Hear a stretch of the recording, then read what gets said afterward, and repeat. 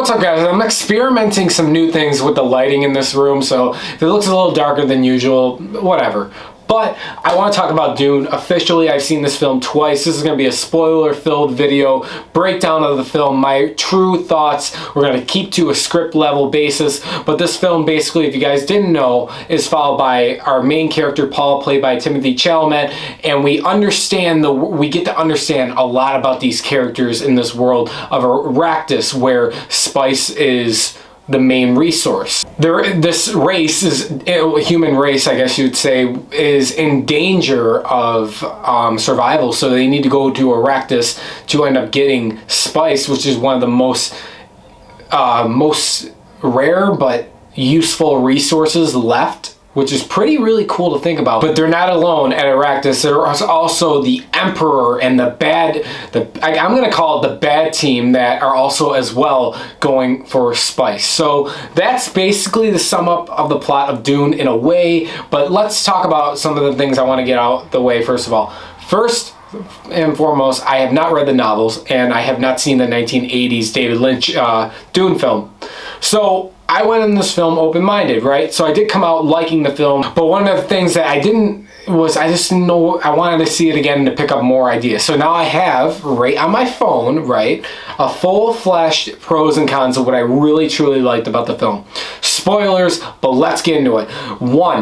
First things first for a pro, I really loved this film taking its time with its shots. It really captures the world building aspect, the dialogue. It does really work well with more or less exploring, getting us introduced into this world. Goes into my second pro about the film is the world building aspect. Denis Villeneuve, the director of this film, did a phenomenal job of building up this world, building our care and the scale, which also will go into my third pro. The scale, like I said, is phenomenal. It is the shots that Denis Villeneuve chose. It's mind-boggling. The scale is just fucking phenomenal, and the world building aspects throughout this whole fucking film, which is 2 hours and 30 minutes. It's there. You're getting a lot of bulk, a lot of meat with this film, as well as a lot more. So coming off of a scale, I'm going to talk about the visuals, guys. The visuals, I am a big fan of Denis Villeneuve's Blade Runner 2049. So we knew we were gonna get good visuals with this film, but I could not believe the kind of visuals we got with this film. It is so beautiful to watch and look at. The crisp, the quality of everything that he shot in this film. Like the one ship, the fucking worm, I think the worm was fucking really cool in this film, but the scale of the worm with the visuals, oh my god, I just will come everywhere. I don't know what else to say. It's phenomenal. Now another thing I do want to say, another thing I would like to say is the cast. Timothée Chalamet, Josh Brolin, Oscar Isaac, Rebecca Ferguson, Jason Momoa, Dave Bautista, even though he's not in the film that much. This phenomenal cast, they did an incredible job. This is one of my first films I seen, and Zendaya.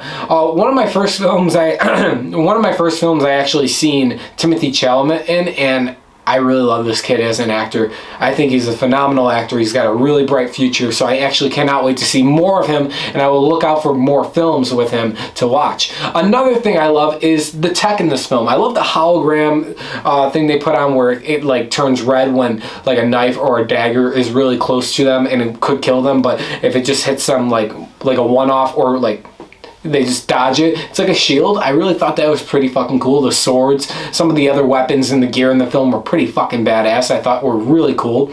I really like a lot of the aircrafts too. I like the one aircraft ship that's kind of like a bug or like a fly with the propellers. I thought that was really fucking cool. I also love a lot of the set designs as well. I really like the worm. I thought the worm was really fucking cool in this film. You guys know I'm just geeking out right now. I thought a lot of that shit was phenomenal. Now the score, another pro by Hans Zimmer, fucking phenomenal. The score, there's not a lot to talk about with the score. Any Hans Zimmer score usually is really fucking good. Even The Amazing Spider-Man 2, I like that film and a lot of people don't, but you can't disrespect the score that Hans Zimmer did for it, even the dubstep part with electro. So the score in Dune is fucking phenomenal. Now this film, another pro, has great action. There's not a lot of action though in part 1, but I think there's going to be a lot more action sequences in part 2, which is going to be a good thing. But I will say that when the action is happening, it is really well crafted. It really is. It's really believable. The CGI throughout this whole film, it's just believable and it's phenomenal. And I cannot say that this is not, I think personally, I haven't read the books, but I think it's a great adaptation. So you take that with what you will. I think it's a great film. I really, really do. The quality, the craft behind this film, it's just, Denis Villeneuve did a phenomenal job with Dune. Now, there are, however, some cons that I want to talk about. Let's get the first one out there for me. It's the character development, especially with Timothée Chalamet and Rebecca Ferguson. I wanted these two characters, oh, by the way, another pro, I thought the voice, which both of them two characters as well have, because Rebecca Ferguson's character is a witch in a way, I thought that was really fucking cool too. I love that. Like, it's kind of like how they hypnotize these other people to get them to do certain things. I thought that was fucking really cool. But let's talk about character development. I wanted throughout this film, Zendaya's character, maybe we'll have that more in the second film, but I wanted more relatability. I wanted more like emotional sides to it. I felt like that was the only thing really lacking in the film that much. I think that if this film had a little bit more characteristics of emotion spread through the film a little bit better, that's it. I think it's kind of a nitpick, but it was a little thing, is I couldn't really resonate with Timothée Chalamet's character, Rebecca Ferguson's character. I think the one that was the closest was Duncan, which is Jason Momoa's character, but he wasn't even in the film that much as well. So there wasn't really a character that you can grasp and relate with. So I felt like that was one of the things that was lacking in this film. Another thing that I had a feeling would happen, but it did end up happening, is it's basically setting up part 2. In the beginning, the title screen says Dune, part 1. That's just kind of like,